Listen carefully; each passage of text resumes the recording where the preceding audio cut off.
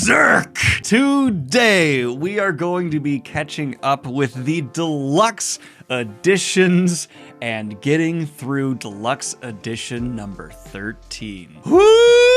After this, we only have a couple more volumes, and then I will be caught up with release of Berserk, and I'll continue to do volume reviews whenever they come out from there until Berserk is done. But I have to say a few things before we get into this, just in the context of the journey so far and what is about to happen here in the pages. Berserk 13 really focuses on the full realization and the ramifications of what Griffith has done to this world, and then begins to have probably the most anticipated beat to this narrative start to unfold, and it just affected me, which is getting a little bit redundant to say about Berserk, which is super impressive, with just how much of this story is inflicting emotions upon me, it feels like. But this specific deluxe edition made me realize something kind of interesting. From a reader's perspective, I have never actually experienced the having to wait for the next chapter that so many Berserk fans have been dealing with for decades. And I don't mean this in any way, shape, or form a criticism of Mura or his art form, just, yeah, there are sometimes these really big waits, and obviously in his passing, the release schedule is very much so shaken up. And I'll be interested to see for myself personally how having to wait between chapters is going to change my opinion of the story in any way, shape, or form. Maybe it'll add to some of the frustration. I don't know, I'm human, and so things like that can absolutely affect me. But it made me want to ask you, a lot of the readers, when you finally caught up, whenever you got on board the Berserk train, did it change your reading experience at all to suddenly have to start waiting for chapters, or do you just wait for full volumes or even deluxe editions to drop? But without any further ado, let us go ahead and jump on into It's Finally Happening! But before we do, a quick word from today's sponsor. Time to give a shout out to our sponsor, MD Hair. Look at this man. Look at those luscious locks, that healthy head of hair. And you might be thinking, what could he possibly have to say about hair growth products? Well, it's never too early to start taking care of your hair. And that's where MD Hair comes in. Their products have been formulated with FDA-approved medical and botanical ingredients, are clean and sustainable, and are structured to work together to help your hair from the inside out. MD Hair also uses unique AI technology. By taking their quiz and uploading a photo of your scalp onto their website, they are able to provide a customized treatment kit to fit your needs and track your hair growth progress over time. Even better, everything comes together in one kit with products to help improve texture, volume, and the overall health of your hair. Plus, if you have any questions or need to fine-tune your formulations, your subscription provides you with free 24/7 medical chat support with dermatologists and registered nurses. Best of all, MD Hair is offering 70% off the first monthly kit with full-sized products. So click that link in the description down below and use the code GREEN70 to try it out for yourself today. Also, I have no idea how this happened, but when I first opened this deluxe edition, I accidentally opened the art in the first couple pages to look like this. It looked like Guts just punched Shriek's head in. I thought this is gonna go into a dark place.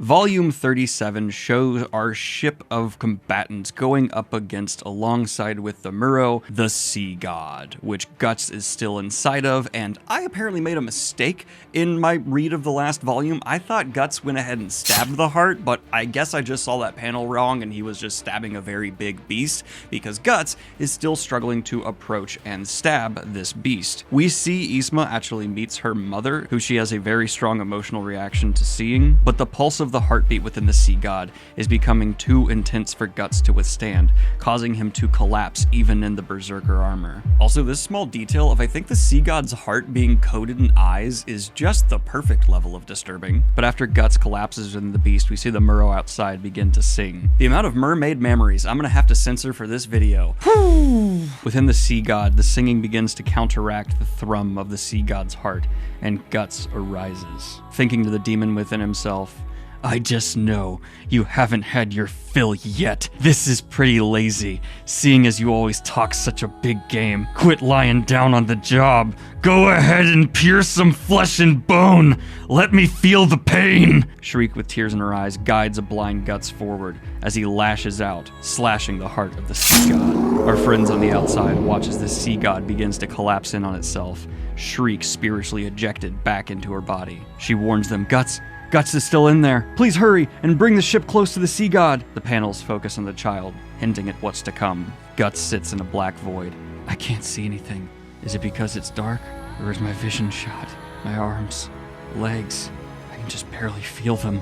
I guess that's the berserker armor for you. Feels like I'm still inside the body after all.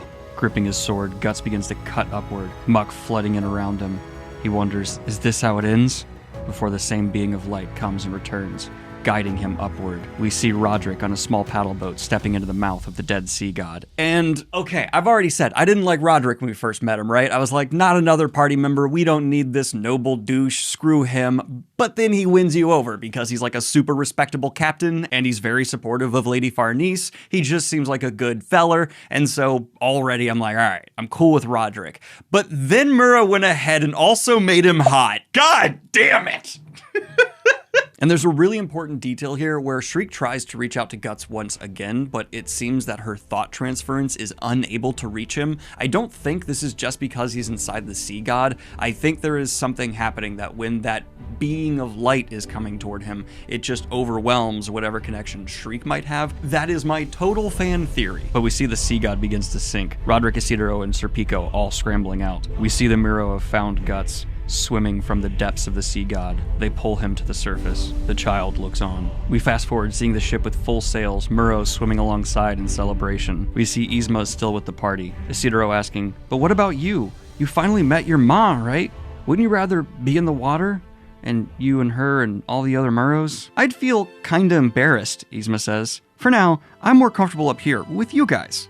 And she touches Isidoro's shoulder. By the way, where's Shriek and everyone else? Oh, Casca and the kid are tired, so they're sleeping in the cabin. Shriek, Farney, and the others are taking care of Guts, and we cut to them doing just that. We see Shriek is giving Lady Farnese another lesson in magic, assisting in Guts' recovery. We see Casca awakes in her cabin and begins making noise.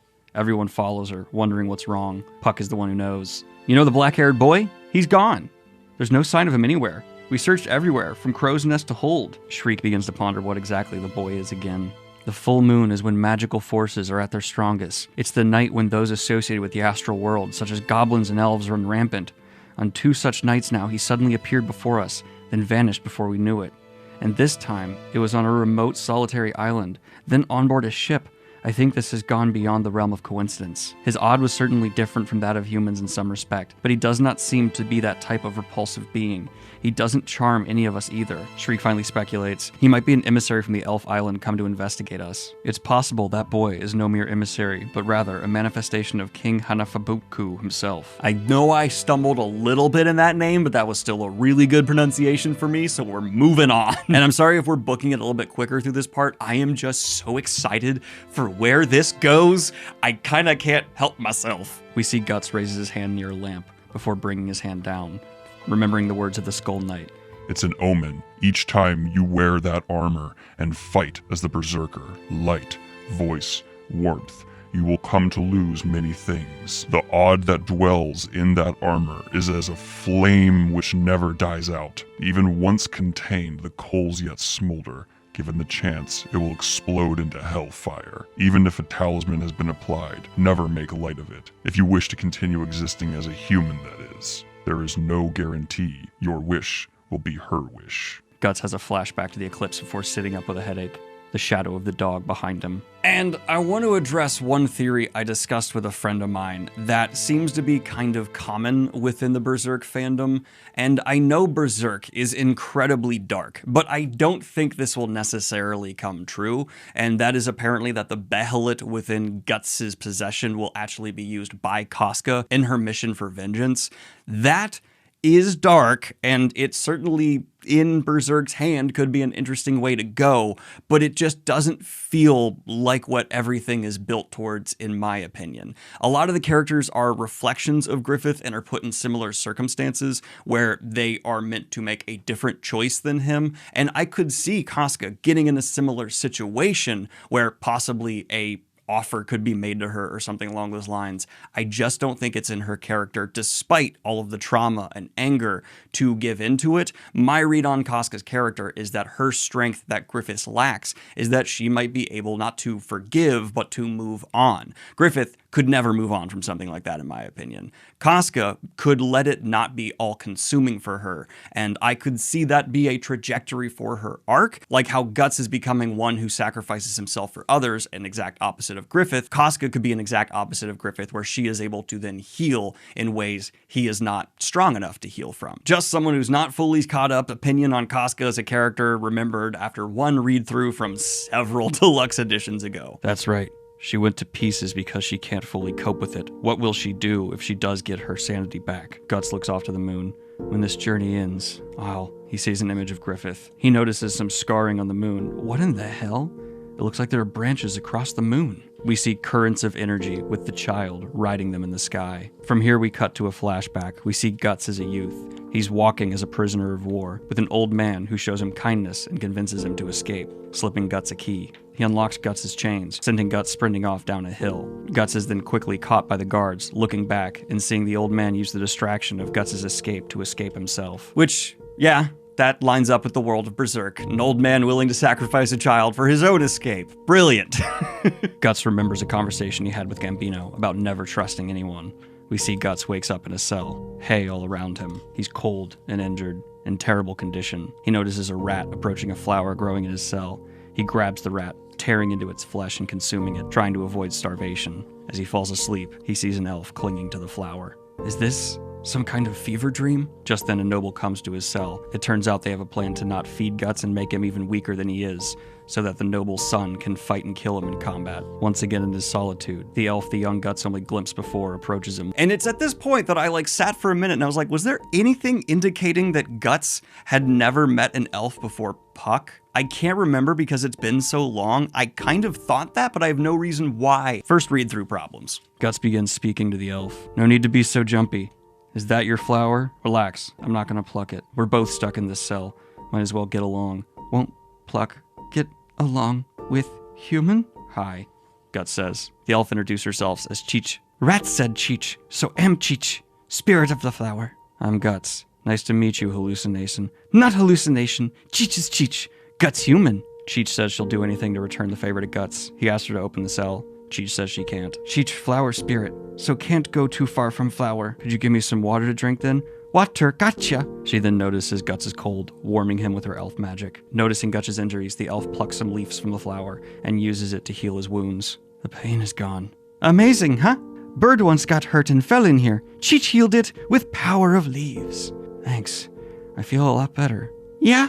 Is so po. Do my other injuries if you can. Cheech will. Now I should be able to move. Once can move again, Guts human will leave too?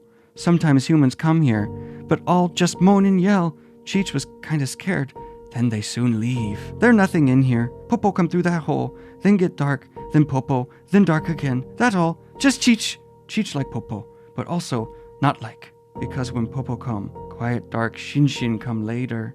Guts picks up the elf, examining it. On the way to this castle, I happened to see a hill where flowers like yours, where a bunch of your buddies were blooming. Once I can move again, I'll take you and your flower there. And this is kind of a really nice moment for me because the Guts we got at the beginning of Berserk, the Black Swordsman arc, was obviously him at his hardest, but there was a reason for him to be that way. Going back to when he was a child, we know he's already been through so much terrible stuff, but seeing there's still shadows of the nicer, more accepting, loving Guts we've gotten in the current arc that existed when he was younger, just kind of fully even better well rounds out the character than we already got. I am deeply frustrated because, of course, I really want to get to Elfhelm, but even in moments of frustration where the narrative isn't doing exactly what I'm doing, the character work has always given me something to be like, okay, I'm glad we're here, and this is nice. Guts human only one to find Cheech. Cheech looks out the window. Buddies will find Cheech. Wonder if they will. They'll find you, Guts says, drifting off to sleep. Bet on it. He awakens the next day in much better shape. Cheech gone, the flower dying in the shade of the cell. It's clearly dying because all the leaves were plucked from it, and the elf used the leaves to heal him, and it's just like, oh, please go replant that flower, Guts. Do the best you can. Guts picks up the flower in the cell while doubting everything he experienced, but calling out, Hey, Cheech, are you here? Come on out. Hey.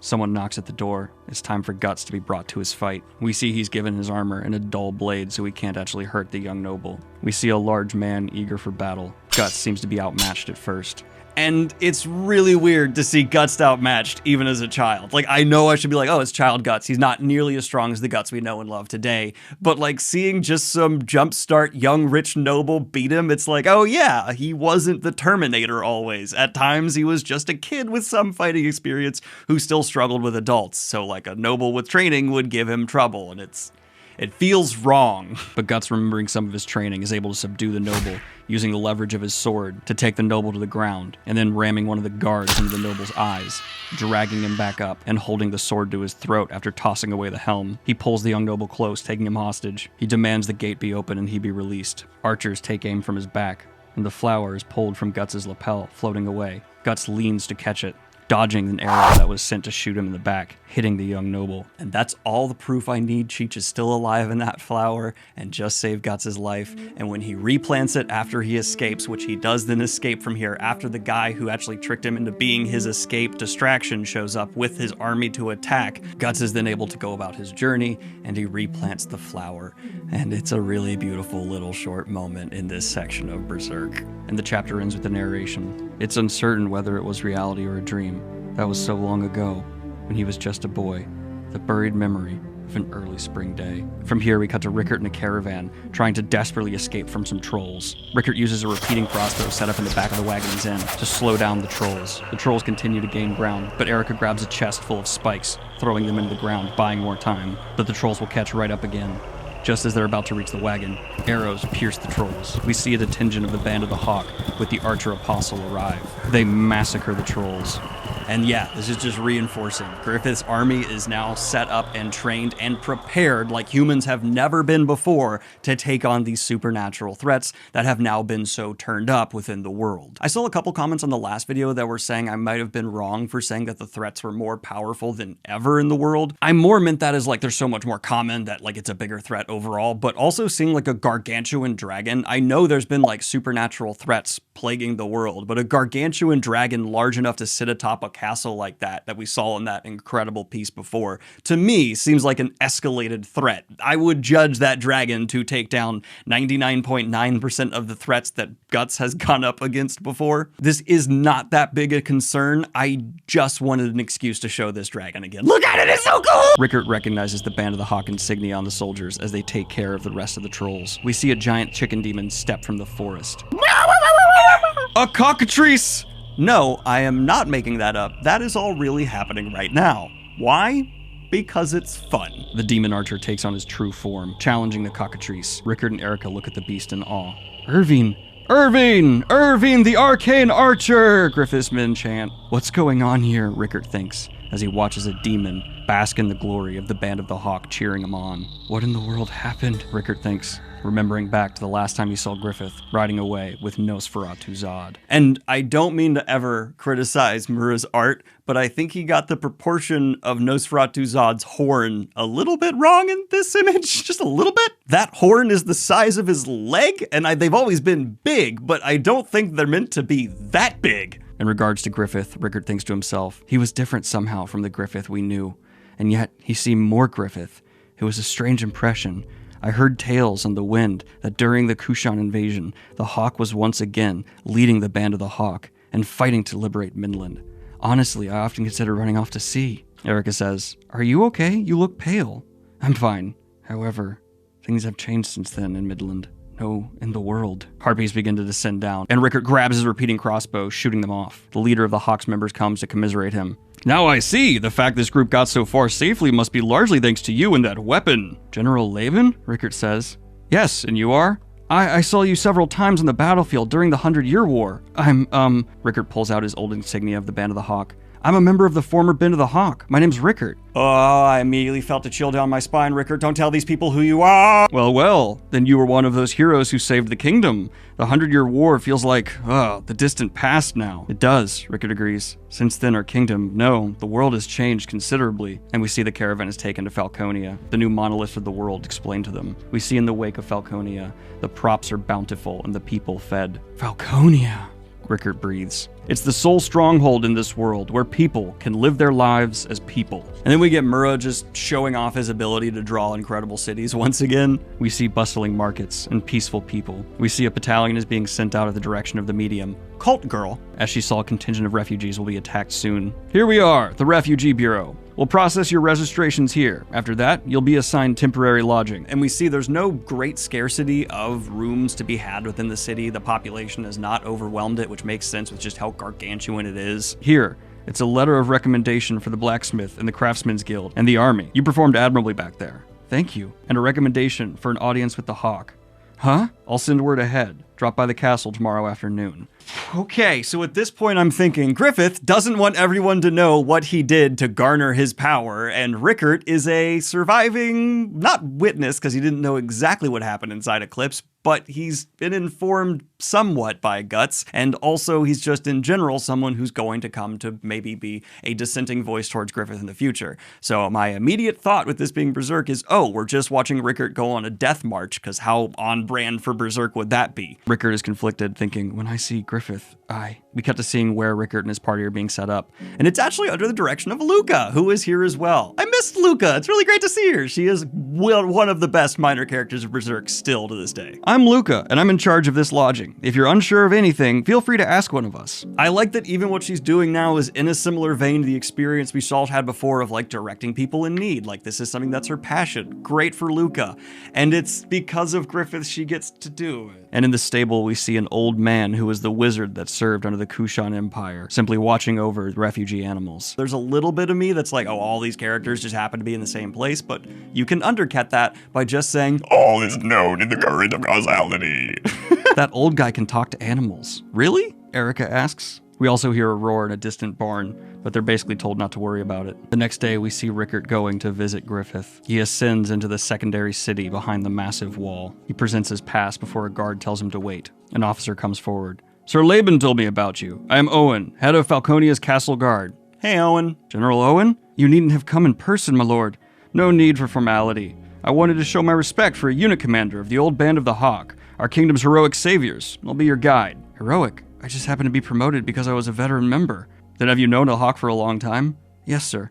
Ever since we were lowly bandits of the Hawk. Ha ha ha. I'd love to hear more about that. Oh my god, they were bandits of the Hawk? Right, Jesus Christ. You know, I gotta say, Griffith, it's an impressive rise, like I'll give you that. We see Rickard witnesses a ceremony similar to that which we saw before, where Griffith allows the dead to have a last meeting with their living loved ones. Princess Charlotte oversees the ceremony as Griffith and Cult Girl in a full-on Popian cult outfit, even she's on the rise, summon the spirits to say goodbye. We see one of Griffith's demons come forward. This is the other side of death.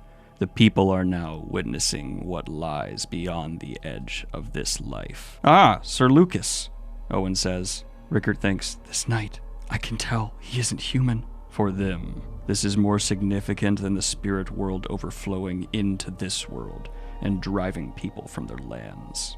Death is not the end, and the self continues to exist beyond it, which means things like heaven and hell might also exist. Being confronted with death calls people's lives into question. Do you know the phrase, divine rights of kings? Divine rights of kings, Rickard repeats. The throne is something bestowed by the hand of God, therefore none must violate it. A high spiritual rank links a legitimate king to the land, guiding the realm to prosperity. It's a theme that often occurs in myths and legends. Many royal families claim it to be true in their case. However, 100 stories and an entire doctrine loses their power when presented with that spectacle. It will take some time for the ceremony to end. We see Lucas asked to take Rickard forward on his own, using the excuse of Rickard being an old member of the Hawk. I wouldn't mind that, Owen says, but General Owen.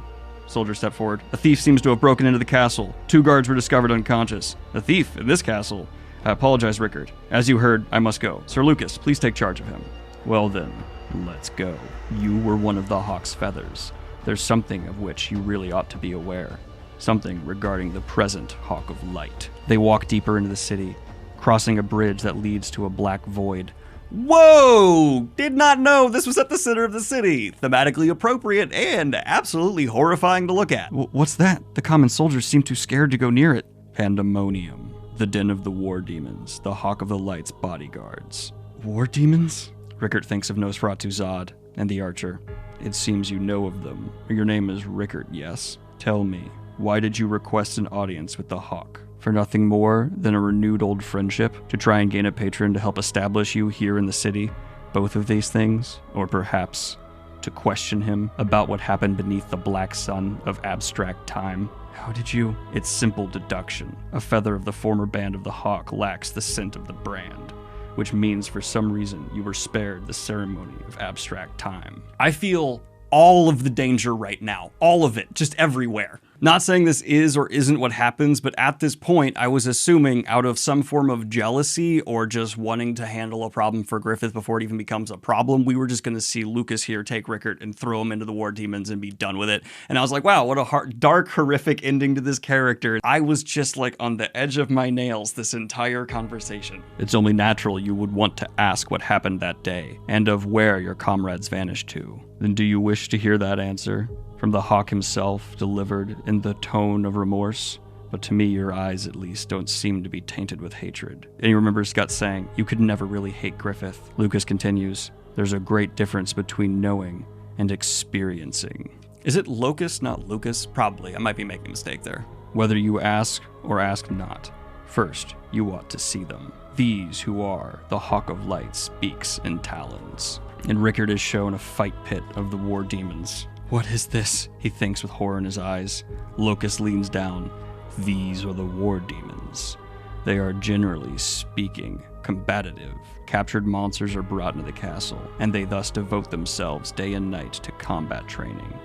Or so the story goes. Chances are, they're all just hungry for blood and slaughter. It's like a scene out of hell. It's these supernatural soldiers who are the Hawk of Light's beak and talons. In exchange for these monsters, Griffith took the band of the Hawk and they're human! Originally human. These are those refashioned by causality and extraordinary obsession.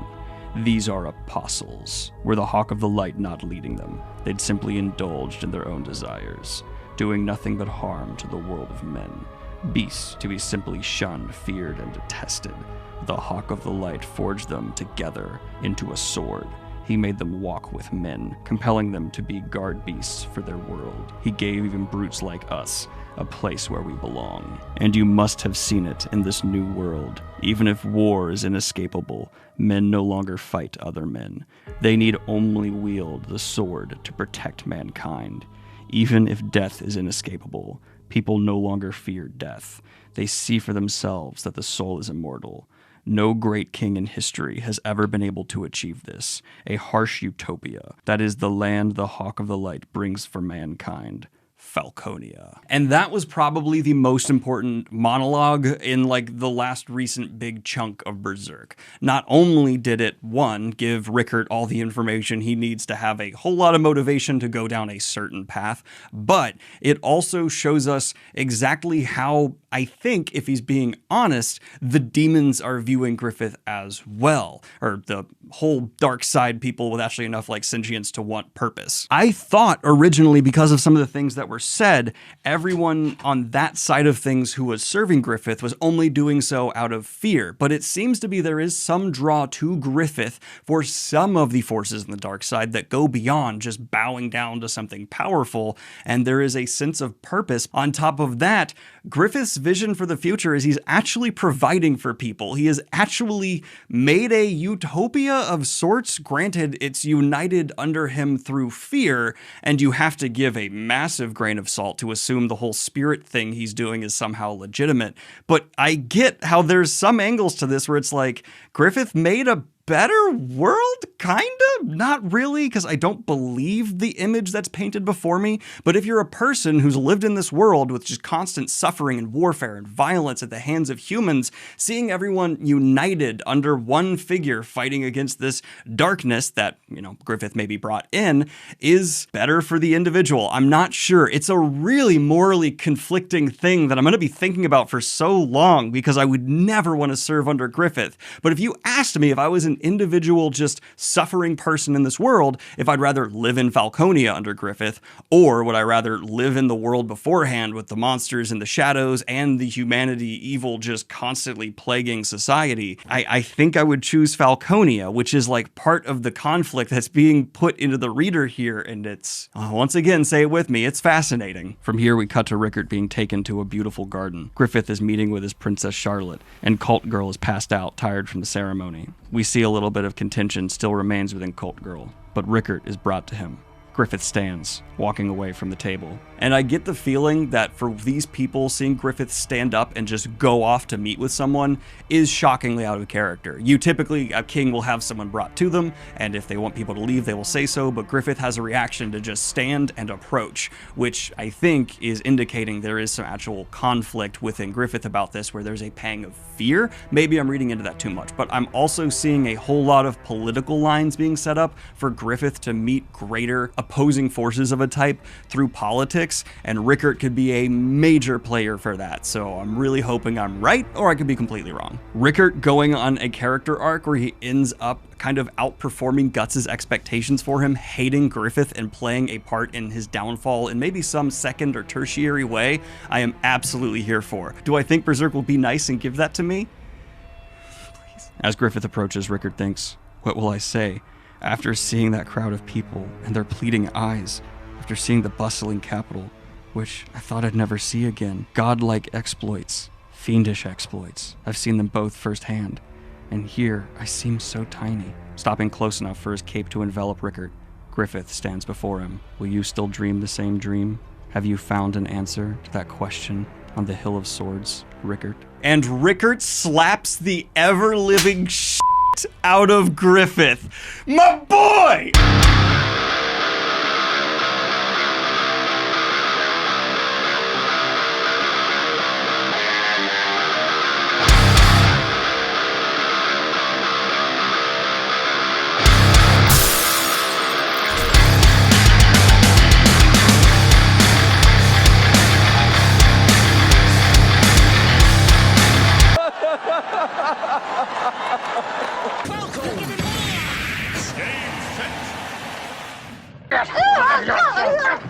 Calm down now. Get back to your seat. I'll take care of this. Calm down. Calm down. Get a hold of yourself. Doctor, you're wanted on the phone. My boy! I absolutely thought he was gonna die as soon as he did this, but it's a way to go out. Slapping the fuck out of Griffith is one way to go. God damn! But he doesn't go out. I love him for this, though. He was in like the middle of the characters I've seen from Berserk that we haven't seen for a good long time. Like, he's someone I remember. Like, I haven't forgotten him entirely, but like, he's not someone I think about regularly.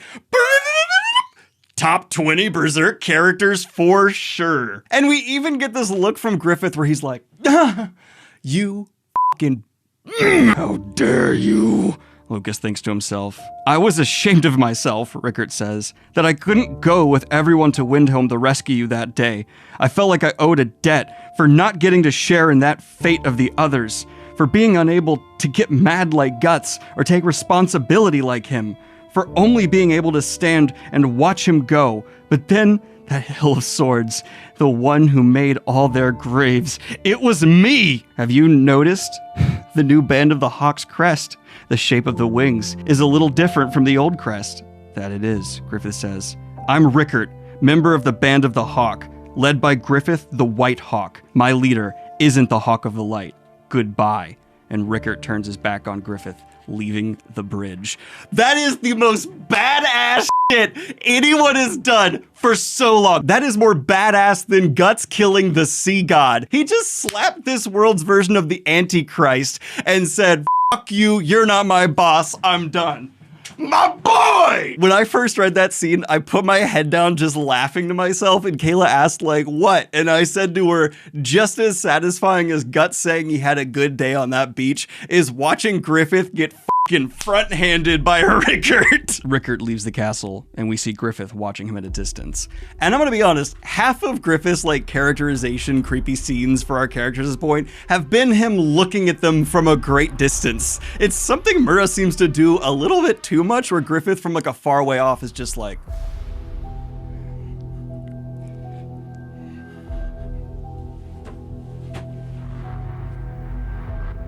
I have impeccable vision. Griffith comes back to his party. It would seem I've been rejected. We see Locus is watching, his hand gripping stone tight enough to crack it. And not necessarily the read on this, I believe, but another way you could certainly take the anger and frustration from Locus or Lucas here is that he's genuinely upset that this person isn't in line with Griffith, and him being a former member of the Band of the Hawk, I was hoping that there would actually be some form of validation for a lot of the purpose that Lucas is taking upon his shoulders. So possibly we're actually seeing this person, this inhuman demon, upset that the system they are buying into is being questioned and disrespected, which adds, if that's the case, some interesting angles to this side of things. The leader of the Baraka is also observing. We see Rickert back with his party he arrived with, having fashioned a makeshift fire extinguisher. And I love that he's getting to become our little Usopp. If he's going to meet up with Guts again, like the one type of character that party doesn't have, having a strong swordsman, magic user, demolitions expert, not strong swordsman, but fast swordsman, a ship captain. The only thing really left is someone who's like an engineer, and it seems like Rickert is being set up for that, so cool. But we see Rickert saying, after many people talk about how successful he'll be in Falconia, but I won't be able to stay here in the city. Is something wrong? Rickert tells them what happened. You slapped Lord Griffith? As people pry, Rickert says, it's because we were war buddies. If this city was built on top of my comrades' bitter deaths, then I can't live comfortably here, no matter how much of a utopia it is. Well, this is between two men, Luca says. It's not for others to go prying into. But she asks what he'll do with Erica. Erica says she'll go with him. We see the old man who was the second or the emperor of the Kushan say, to be young. Rickert goes off, observing more of Falconia, seeing the incredible industry that has sprung up. And you really do get the sense that like this city is on the verge of having like full-on trains functioning throughout it. Like it's really impressive. But he thinks back to the old Band of the Hawk. Things you have now, things you've lost, people nearby, people gone far away. No matter what you choose, both regret and reluctance are going to follow you around. I do have family after all. That is touching. A voice comes behind Rickert. We see Griffith's assassin emerge. Darkness? Rickert thinks. Parting with family is very sad, but no need to worry. Even if you're gone, your family can live on in this city, in all comfort, under the Hawk's protection. Now die free of concern. The leader of the Baraka attacks, and a fight breaks out. Rickert, with the help of the Baraka, is able to successfully fight the assassin. The assassin gets twisted up in the Baraka strongmen, with the leader of the Baraka splitting the mask in his face. Did that kill him? We see the shadow reform. That's not necessarily where my head is. I wish I had called that. I thought that so long ago, that there's gonna be a scene where that guy's head is destroyed, but it's not actually his head because he's like a liquid Terminator type. Damn, I wish I had called that. Picking up his mask, the assassin thinks, I liked this one too. Sad.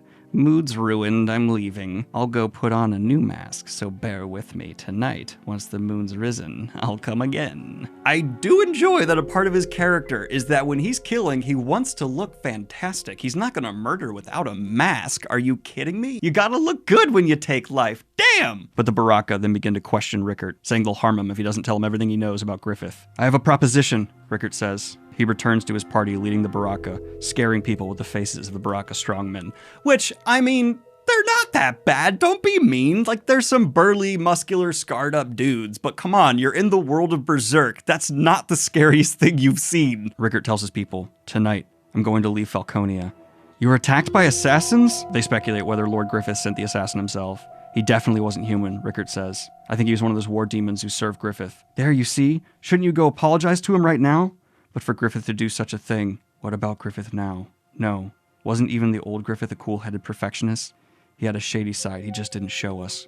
Yes, he did, Rickert. You're absolutely right. Keep going with that train of thought. You're exactly right. If that weren't true, he would have never, At any rate, Thraxos the War Demon is sure to come. He's remarkably persistent. As you know, things out there are a total mess. I don't know if there's any place left you can live safely. Which is a part of the evil side of Griffith's future, where he has made this utopia, but he's forcing everyone into it. There is no salvation in this world except coming to his land, at least as it's being put forth so far, to the common man who doesn't know things that we're about to see, like, yeah, there are still some safe places. And yeah, that's not good. There is. The leader of the Baraka interrupts. Long before the Kushan invaded this religious sphere, we Baraka built a hidden village in the impregnable land, and we've survived for several centuries working as assassins. All who live in the village are warriors who constantly practice their killing arts. Not even the likes of spirit creatures would find it easy to approach. With my employer, the Mad Emperor, fallen, I've been pondering whether to work for the Hawk like the other Kushan, but I just can't bring myself to serve someone inhuman again. And so I was just thinking, it's about time to return to the village. If times had not changed, no one outside the clan would ever be allowed in. So this timing works out well for you. Rickert confirms he'll take Erica with him. Rickert finishes the conversation. Long ago, a friend left on a journey for the same reason I am now. A dangerous journey with someone dear to him, although, unlike me, he was an extremely able swordsman who was nearly unkillable. Knowing him, he's still out there somewhere. I'm sure of it. And we see the assassin is on the move, now wearing a three-eyed mask. Rickert is walking down an alley, holding a crate. The assassin moves in behind him. Fireworks explode around the assassin. Rickert spins, the crate opening, revealing his repeating crossbow. He riddles the assassin with arrows. I got him! That's not necessarily where my head is, the assassin repeats. This was new and everything. Now it's damaged already. Today is nothing but sadness. He sniffs. I'm surprised. Rather than fleeing, you ambushed me. You must have nerves of steel. One of your kind once followed me for hundreds of leagues. I know I can't simply get away. It's true, many apostles have their fixations. They are all especially enthralled by the Hawk, as am I. That's why someday I want to kill him, the Hawk, by my own hand. Why are you saying that right now? Just then fire strikes the assassin. An assassin is one who administers death. He doesn't toy with it. I'll carve you up, rags and all. The leader of the Baraka unleashes a torrent of attacks on the assassin, even scoring what appears to be his actual face. Hey, found the head! And the leader of the Baraka says, but a certain man on the battlefield did a fine job of putting me in my place. Since then, I've been diligent every day. Luckily, this world has offered no shortage of combat that makes for good training. Rickert thinks, could he be talking about... Yes. Yeah, they're all talking about guts, my guy. It's guts. If you hear about someone who kicked the shit out of somebody, it's probably guts. But we see in one final attack, Rickert's fire pump has been filled with oil, and the two bodyguards send flame at the assassin. Picking up a horse, the assassin splits it in two, bathing in its blood to put out the fire. Oh my god! Erica has run from her hiding, worried that Rickert could be hurt. She is grabbed by the assassin. But just then, snakes emerge, coating the assassin. We see the old man floating in the air. Now I've paid you back, boy. Old Beardy, keep hidden, or you'll get dragged into this. And you, Baraka, I have a proposition for you. Think I might go with you on your journey? You know of our clan. Who are you? One of the vanquished like yourselves.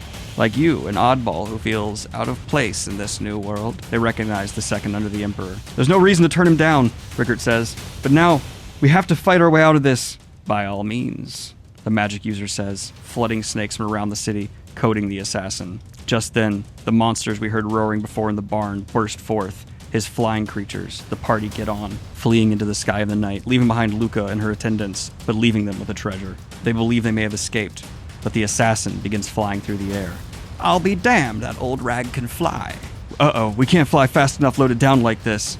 Rickert, here. Right.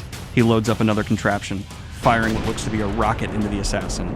It falls back down to the city below. We see as Griffith is looking on to their flight, distantly in the city.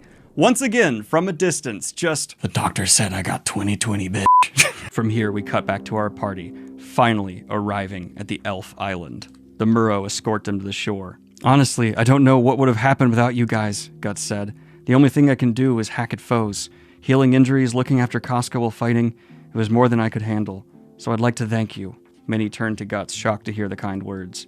Yeah, he's just turning into a loving guy with friends, and I've said it all before, I just love it. And someone pointed out to me last time that we don't often get Puck in like his human-ish, more non-cartoony looking form anymore, but we get him plenty here. So I thought, oh, after they said that, are we never getting him in that form again? But no, we see like humanoid Puck, who's not like a total cartoon, several times during this point. But we see Puck saying to himself, "Then I shall now tell the tale of how the brave elf Puck set off on his journey.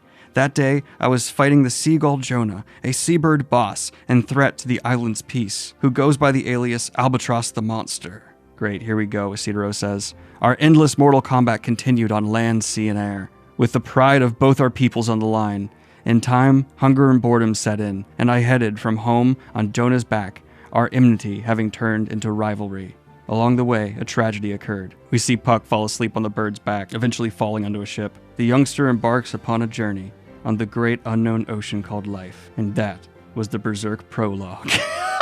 It's, I guess, Puck telling the story of how he ended up off this island, and he's calling it the Berserk prologue. The fourth wall breaking it went from being like kind of funny to actually successfully getting more funny, and I just love that he called it Berserk. Good job. I'd like to think he's just named all of this that without like it being fourth wall breaking because the Berserker armor, and he, like Mura, was like, this story is going to be called Berserk. We see Yzma say goodbye to her mother. She's handed a shell that if she whispers into, her mother will hear, and if she holds it to her ear, she will hear her mother. We're also informed of how time moves differently on this island. The longer they stay here, the more time will have passed off-world.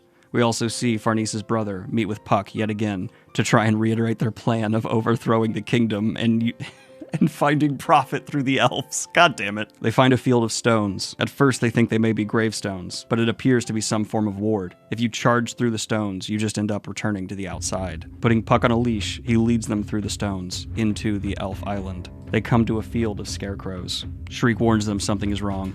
"It's no ordinary field," Guts says, touching his brand. "There sure are a lot of scarecrows, though," Isidro says. "Everyone, get out of the field!" We see one of the scarecrows lunges at Isidro. And I'm not gonna lie, we get an incredibly themed fight scene here. It's Isidro and Guts and the party fighting a bunch of scarecrow people in a pumpkin patch where the like vines are coming at them, and it's so Halloween themed. But we're so close to Casca getting her agency back. For the love of God, can we get Casca her agency back? Continuing on, we see witches looking down on them, but a voice says, "You're too easy on them." Smoke in the distance. "What's that? A fire?" Guts says. "No. Looks like that's another part of the welcome." And we see an actual Wicker Man. Okay, no one's got anything on Mura just like flipping through the monster manual and being like, we're gonna do spooky scarecrows, pumpkin monsters, and a Wicker Man. All in like 5 pages. And this Wicker Man design, it's like full of screaming souls. Horrifying. "I swear you guys are too soft." We see witches looking down on the fight. "Morda," other witches protest. "You brought out something like that? It's taboo." "So what if it's taboo?" Morda says. "It exists for times like this. Its potential is wasted on mere decoration. What good is a puppet if you don't play with it?" Okay, a rebel witch who's like willing to use the more powerful magics. I like Morda. The party quickly handles the Wicker Man, though, Guts using his explosive arm to shatter through it, or executing the beast with his sword. "Got him." "Well done," Roderick says. Roderick with the emotional support constantly. What a good man. "You really did a number on my darling puppet," Morda says. "But I'm not letting you escape. Watch as the flames surround you." But then Morda looks closer. "Why is a magic user with them? And even elves?" "Morda, that's why we're telling you to wait," the other witches say. "You never listen to others." They introduce themselves. "We're Skelking Island mages, but conversation can wait. If we don't hurry and do something about this fire, it'll wipe out the field." The fire is put out by rain from another mage who arrives. "Great Guru," the witches say. "Looks like things are in hand." "Kuka, Chuni, Thuni, thank you for standing guard." "Sir." As for Morda, she may be due for a lecture. And of course, Morda, being the one rebellious witch, has a whole lot of cleavage showing. I guess some tropes will just never die. "I am Gedfring, one who governs the mages of this island." "Excuse me, Great Guru.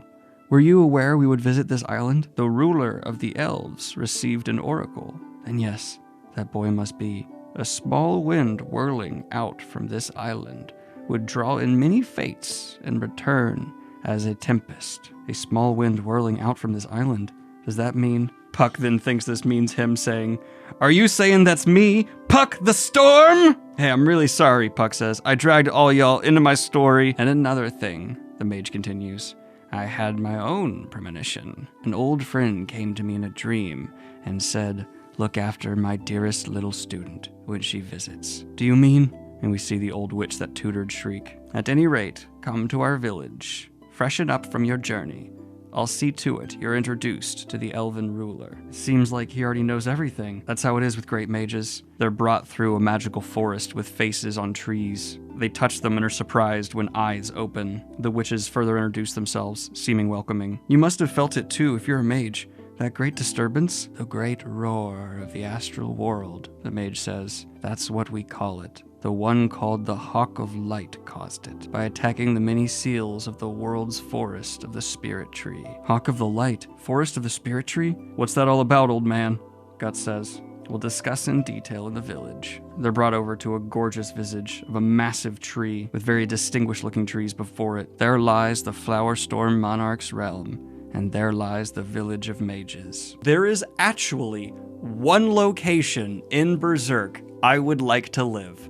And it's right here. That I would live there. Nowhere else. I would live right here. They move into the village, seeing homes built into the magnificent trees. This makes me feel kind of nostalgic, Shriek says. It's a village of hats, Isma exclaims. There's a bunch of houses that look like Shriek's. It sure hasn't changed, Puck says. We see magic being practiced all about. No matter how much we hone our magic skills, if we stay cooped up on an island like this, it's all just a waste of talent. What are you saying? A mage's duty is to observe the universe. Hey, never mind all that, Morta says. Tell me all about the outside world. I hope Morta doesn't turn out to be evil and instead is just really ambitious and someone with like a different view on magic. I think that'd be really neat, and we don't need more villains at this point. They stop by one of the halls. Old mages all around. And people playing chess! Chess exists in Berserk, yay! We're introduced to more of the mages. And welcome home, Puck, one of them says. You went on a long trip. I'm back, Puck says. They say travel makes a person grow, but somehow you shrank instead. He's grown cheekier. They're offered tea, but Guts says, sorry, but first, the ruler of the elves. Couldn't we meet with the Flower Storm Monarch? Guts, Shriek says, I have an urgent request for the Flower Storm Monarch. This whole journey's been pinned on that hope. The one I need to see is so close now, please.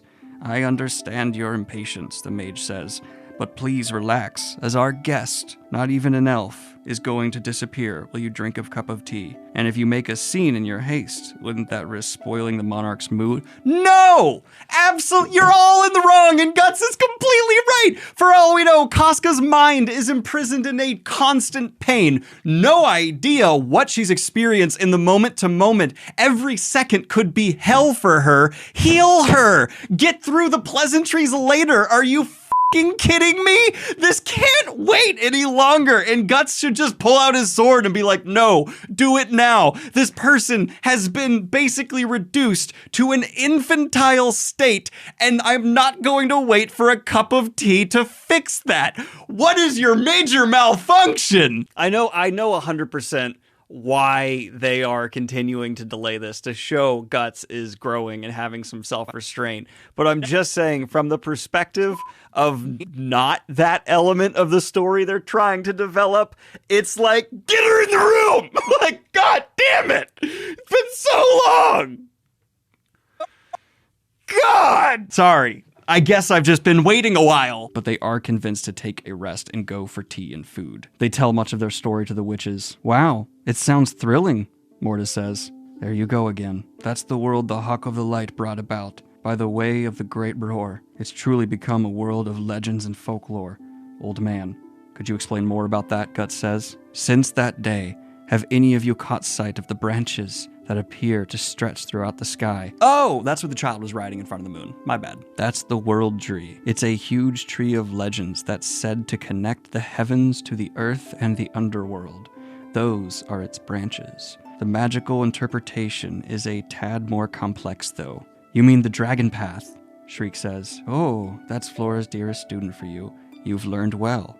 It's literally a massive fissure that penetrates the world, piercing deep into the layers of the physical and astral world. On the very rare occasion, such as during a full moon, paths will connect to the physical and astral world. Small ones are called the Elfin Path, and they connect the astral world shallows. Occasionally, children in the woods will get lost on them. That little detail of like justifying fairy tales and folklore for like kids and scary stories straight to my heart. It's a trope I adore. Children are more connected to magic. I don't even like kids, and I think that's adorable and great. And larger ones are called the Dragon Path and reach deep into the astral world. Yeah, the kids that get lost there, they just die. That egg at your side is a fetish for opening the Dragon Path deep into the abyss. My concern is whether that belongs to you, or if you're merely carrying it. Which could it be? Hell, you're a mage, all right, Guts says. I once heard the same kind of thing in another forest. And like I said before, this is mine! Puck grabs it. Excuse me, could you please tell me, Shriek says, why was the attack on the Forest of the Spirit Tree connected to the arrival of the World Tree? Young lady, Forest of the Spirit Tree is a generic term for lands throughout the interstice where several large trees exist, and each of those large trees is a parasitic plant like mistletoe with its roots fastened spiritually into the World Tree. Parasitic, the Council of Mages continues. As a mage, you must know this. Mistletoe stems neither from the earth nor the heavens, and therefore symbolizes our physical world. So it is with the tree in the forest of the Spirit Tree. By absorbing power from the World Tree, they hinder the expansion of its branches into the physical world. Mages living in the forest of the Spirit Tree use the vast spiritual power surrounding their tree to deepen their understanding of magic, while guarding that land and maintaining balance between the physical and astral worlds.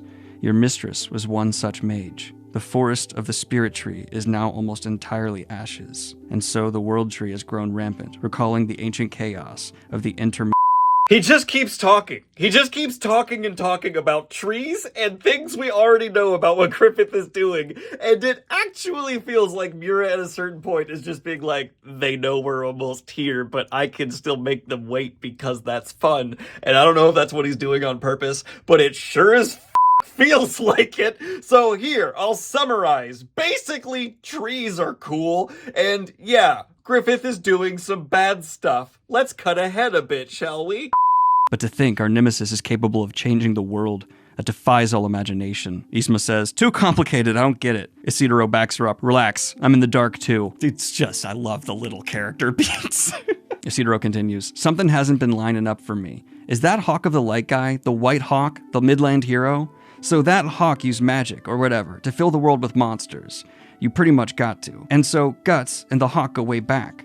Don't tell me my hero, the legendary Band of the Hawk 100-man killer, was a buddy of yours, Guts? Introduce me! He was so close. He was so close. He'll get there one day. To seize a kingdom, no. To establish the only kingdom in the world, he changed the world itself. That's utterly absurd. Any means to achieve his ends? Not quite, Guts says. For him, it's more like an ends to his means. Nothing's changed. Getting his kingdom, that's just one step along his way. He'll continue soaring higher and higher. That's Griffith, the Hawk. Bullseye. That is 100% the flaw of Griffith's current utopia. Well, it already has negative implications. It's good for the people in that eye, but you can't trust it's the final step. It really just feels like he's setting everyone up who's following him for another eclipse, which I assume is the case to then soar all the higher and become some form of interdimensional through all the world's power. I don't know. I just am terrified because the way Berserk is going, he'll probably just do it. We see the party is taken deeper into the lands. They come to a place where they feel lighter, apparently some form of gravitational elemental altering the world around them. More creatures come out to welcome the humans. They are in wonder at the majesty of the land. All right, everyone, march on home now. They're more trouble than monsters in a way. Finally, the party is taken to a great tree. It's remarked that it just feels like an otherworldly spectacle. They're told to enter through a hollow. Farnese's brother approaches Puck and reminds him of his plan to usurp the throne. They enter a great hall, and here, Puck does try and take the throne. We see Puck land on the throne in his royal garb. Magnifico says, I miscalculated. I had no idea that I better feign complete ignorance of this plan, or my plan to develop market for elves is kaput. Puck declares, if you toady to me now, my financial minister, Magnifico, will pay handsomely. You sold a kingdom to humans? A fantasy creature observes. What? No! Magnifico protests. Treason! Puck is taken prisoner by elves. We see Magnifico and Puck are put in vines, not chains. The mage who's been escorting the whole way reveals her true form. Welcome to my elf helm, travelers. She is the leader of the elves. She transformed! Flowerstorm Monarch indeed, just as the moniker suggests. Shriek says, I feel extraordinary spiritual pressure. That's nice and warm, reminds me of the Spirit Tree Mansion. But it's comfortable, like I'm wrapped in it. The Flowerstorm Monarch. We made it here, Guts thinks. This is the ruler of the elves. Guts' fist clenches. Before he can say anything, the ruler cuts him off. Just a moment, please. First, I'm going to punish these two. Puck, have you been tainted by human worldness? You want to be king that badly? The king is free to lie around and eat good food. I'm gonna be the idle living king. Don't you guys already do that anyway? The ruler says. Now that you mention it, Puck thinks. Besides, the king has work to do as well. Work? Yes, every day I clean up all the food you guys leave lying about. So this cherry tree that's both our dwelling and kingdom doesn't wither. To keep on good terms with our neighbors, the mages, I cook, clean, and chat with the village elders. Lately, I've started to feel like I'm actually a brownie. So do you still want to be king? Glory to the Flower Storm Monarch, Puck declares. Now who is this? Magnifico, Puck says. A villain plotting to make me his puppet king and sell the island's elves to a bunch of humans. Wouldn't that be a bit ill-advised? The Flower Monarch says. If you tried to make these deadbeats pets, you'd soon find yourself living in a pigsty. It'd be a torrent of complaints and refunds. Besides, the astral and physical worlds have gotten mixed together since the Great War. With elves emerging everywhere now, I bet their value plummeted. Your evil deeds at an end, Puck declares. No, then why'd I go through such awfulness to get here? Magnifico says. I therefore sentence you to the maximum penalty for conspiring to subvert the throne. I was brainwashed. I cannot be charged with a crime, Puck says, as I was legally unaccountable due to diminished capacity. I need a lawyer, Magnifico declares. I condemn you to both assist the brownies for the rest of the day. What? No! Have mercy! I want a retrial. So, now that that's all cleaned up, that was worth delaying Casca getting her life back. As a ruler of the Elf Islands, I am formally known as the Flower Storm Monarch, but please, call me Danan. I have heard your tale. Black Swordsman, you wish to restore the young raven-haired woman to her senses. You can do that. If we use the corridor dreams, most likely. That's a relief then. This party congratulates him. True relief spreads across Guts' face. Then the raven-haired woman, and you besides her, can come with me, along with the little witch who came from the outside. Us? Farnese and Shriek say. The most suitable for the ritual are the one upon whom it's performed and those whom bonds are strong. She's quite attached to the blonde girl, and you are Flora's protege and accustomed to magic rituals, right? Then hold on, Guts steps forward. Count me in two. That, I'm afraid I must decline. I sense strong fear from her towards you. That would likely hinder the ritual. That kinda hurts, but I get it. It'll be all right, Shriek says. Farnese and I are both mages to some extent. Please trust in your companions. Guts takes a breath. Yeah, I'll leave it to you two. Take care of Casca. The complete display of Guts' growth, that he trusts these people enough to hand off care of Casca and her potential recovery to them. That's a big moment for him. The others are taken away to a banquet, but we see those who are going to aid Casca are brought into a special chamber. It's what it sounds like, the monarch says. I will have you two enter into her dreams. Into her dreams? You'll delve deep into her mind. The ritual will take place here. I suppose you'd call it the magic mushroom bed. The fact that she's being healed through mushroom bed when all this research about like psilocybin being used to treat PTSD, just kind of interesting there. Okay. But we see they lie down atop the mushrooms, relax, and breathe slowly. Inhale the spores, and go on your way. Unforgettable memories, nevertheless forgotten. Buried feelings, they've all been strewn about. Go and wander the corridor of dreams, where signs and symbols of things are gathered. We see a look into Shriek's mind, where her and a monkey version of Isidoro fight over a jar of honey. We see into Farnese's mind, as she's scrubbing away at symbols of her own faith and symbols of the party itself. We see Guts' sword and berserker armor draped over a clothing line. Shriek comes and retrieves her. They enter the first layer of Casca's mind, looking like a child's drawing, before descending deeper, and then they encounter the Black Sun. We are about to get into a very serious part of Berserk. We're going to have some heavy talks, but before we get into it, I just want to acknowledge we are finally here. Casca is about to be healed, and it's something that I've been looking forward to most in fiction since Casca was essentially maimed before me. But I first must finish the meme that I set up in the last episode, and here it is. Hey, thank you so much for this user on Twitter for reminding me of that, so I definitely put it here in this video. But we see Shriek and Lady Farnese wandering a wasteland illuminated by a black sun. Possibly the best imagery in terms of concept, Berserk has had to date. And as we are about to see, Guts is represented in this world as a wounded dog dragging a coffin with a broken Casca in it. So it is a wasteland under a black sun with a wounded dog dragging a coffin. The mind of this man is frightening. What an eerie, savage, desolate scene. What must have transpired for one's psyche to resemble such a landscape? What are all these flag-like things planted about? And what's that mountain of needles in the distance? For now, I do not know, but determining their meaning is the very goal of this journey. They continue forward, encountering the dog that is Guts, with a heavy chain dragging a coffin, spines sticking from its back. Shriek approaches, gaining the trust of the dog after helping it repel some bats attacking from above, trying to stab it with more branches. She removes the branches from the dog, seeing the brand on its back. This is Guts as he exists here, in this world, but he's a dog. And this is a dream, Shriek says. He's covered in wounds, and he's lost his left foreleg, and the conclusive evidence is the brand on his neck. All the signs match, which means Shriek opens the coffin. They see a shattered doll inside, a brand on the chest where Casca's is. I'm sure of it. This is Casca. No, Lady Farnese says. This crumbling hollow doll is her. They notice something small moving inside the doll. What looks like a sprite version of Casca is cowering within. Lady Farnese puts down her hand, and the sprite seeks comfort in her presence. I love that we're getting like a deep reflection of the bond that Farnese has with Casca. That's actually wonderful. We can't afford the wind to carry her off. Let's put her back. Were this little Casca separated from the doll here in her mind, it could affect her in the physical world. Just sit tight now, Lady Farnese says, placing it back within. I'm sorry, I'll play with you again later. They begin following a sign, pushing them forward, deeper into the landscape. We cut back to the outside world, witnessing a celebration, watching as our party awaits the results of Casca's journey. Sir Pico and Roderick join Guts, bringing him drink. I understand how you feel, Roderick says. I don't think you do, bud. But at this point, all you can do is leave it to others.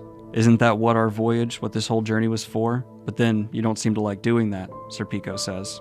That's true, or it used to be, Guts responds. But a lot has changed. This journey's taught me a few things. Alone, my own body on the line, I could rough it without regard for how worn out it got. But with the two of us, my sword grew heavy.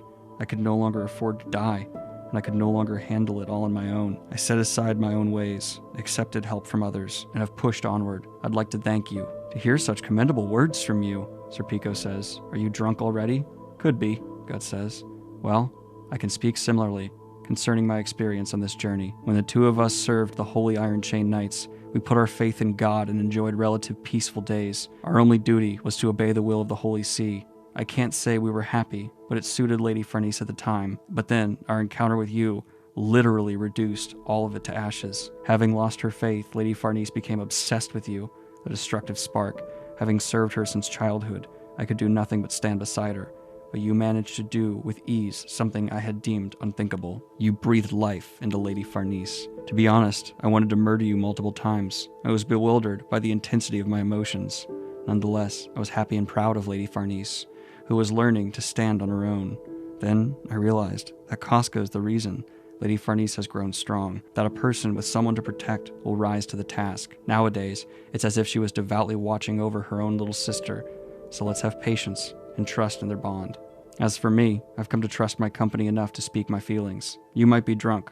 Feelings, murder, dangerous stuff, Roderick says. But why not? Grown men risking life and limb on the high seas, all for women's sake? It's also appealing to me. When I meet my end, I want to drown in the sea, in wine, or in women. Captain, you are drunk, Sir Pico says. Guts is still staring at the great tree in the distance, remembering the Skull Knight's words one last time. And more than anything, there's no guarantee your wish will be her wish. The fear on Guts' face in this panel is so different than any of the other fear we've seen on his face. If I had to guess, and this is my own theory, I think this panel would be very important to the author. His cheeks almost look gaunt, and his eye is so wide, I don't know. But we see Lady Farnese and Shriek moving further into a gusty wind. They come to a fire, and we see Guts' body emerge from the warm fire. This is a scrape of Casca's memory. Then this back, that must be Campfire of Dreams, huh? And we begin walking with Shriek and Lady Farnese through Casca's memories. Which, in my opinion, could very easily be taken as the journey to healing oneself involves sharing your experience and your pain with those that love you enough to be there for you. I think, yes, it's happening fantastically, but the means through which it's happening still absolutely remain on theme. A shard of the porcelain doll is returned, and it grows slightly more whole. Once again, monsters from above attack, but Shriek realizes she has many of her tools with her. She summons the fire wheel and the golem to defend them. They continue deeper into Casca's memories. A sword and a helmet? So it seems, and we watch the first duel between Casca and Guts play out again through Casca's eyes. I can sense Casca's fierce fighting spirit. Do you suppose these two were enemies? They move on to more memories, seeing the band of the Hawks rise and Casca's first meeting of Griffith. Something changed inside Casca at this point. More protectors help them on their journey as they continue on to the great dance, where Casca wore a dress that enamored Guts. Bewildering, swelling joy, Lady Farnese says, a moment of glory with her comrades. But what's this aching reluctance? Traces of anxiety and loneliness. We see Griffith collapse again. He just collapsed. I felt a jolt. We cut to seeing Guts inside a cave, seeing Guts protect Casca once again, but from Casca's point of view. We watch as Guts duels Griffith before leaving the Band of the Hawk, and feel Casca's emotions. Helpless, unable to come between them, sorrow enough to rend her heart in two, and this feeling welling up as she stares at his back.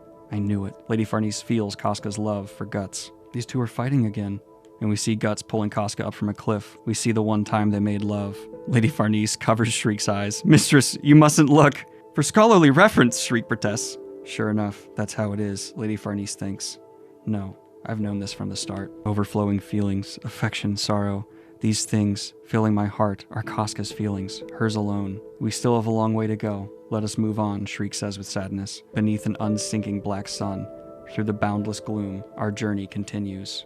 Countless more of Casca's memories are shown to them. The doll slowly rebuilding itself. How much time has passed now anyway? A month, maybe even a year? It also feels like not a day has passed. I can't tell. The passage of time is sort of surreal in dreams, but the doll is only missing a few fragments. The end of our journey must be near. We appear to be heading toward that pincushion. It's probably safe to call that our terminus. It's covered in a tremendously dense miasma. It probably symbolizes the thing that shattered Casca's mind. As we approach, I suspect we will face enemies far more powerful than the demons thus far. Keep our guard up as we persist. Yes. Lady Farnese looks down at the sprite version of Casca. Are you frightened? It's all right. I'm sure it will work out. The sprite tries to say something. Huh? Mistress, she's saying something. See? Lady Farnese says. Maybe it's a result of the gathering fragments. So what's she saying? Shriek asks. There's someone I want to see. Someone she wants to see? Lady Farnese asks. What does she mean? I'm sure we'll make that happen, because that's what he wished for. And that is where Deluxe Edition 13 ended. And I mean this with all of my chest. I have never had a harder time as a reader not immediately jumping to the next volume or segment of a story because I didn't want to read it before giving you my honest reactions to this segment. But oh my god!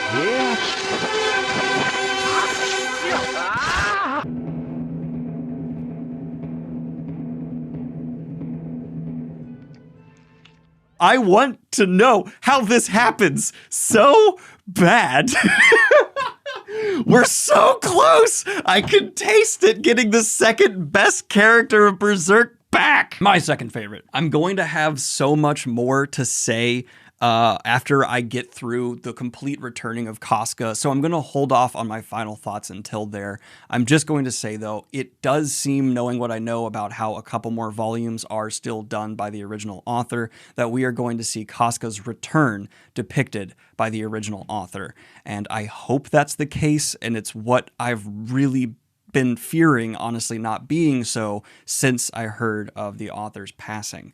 I don't know 100%, but it seems damn sure likely, with at least 2 more volumes, I believe, being done by Mura before he died. So I really need to read that now. I am going to end 13 here, but I just want to reiterate how special it is and how much relief I feel seeing that Casca's return is being handled by Mura. It would feel so wrong for it not to be. And that is not a slight at the new author in any way, shape, or form, who I have not experienced yet, but I have heard from fans is doing a very good job. This is just something that's so special. It really needed to be in these hands. Deluxe Edition 13 may be the most frustrating cutoff point for a book I have ever encountered. I 100% get why they did it, because it's going to make 99.999999% of the people who buy this book buy the next book, and I am going to go read that next volume immediately.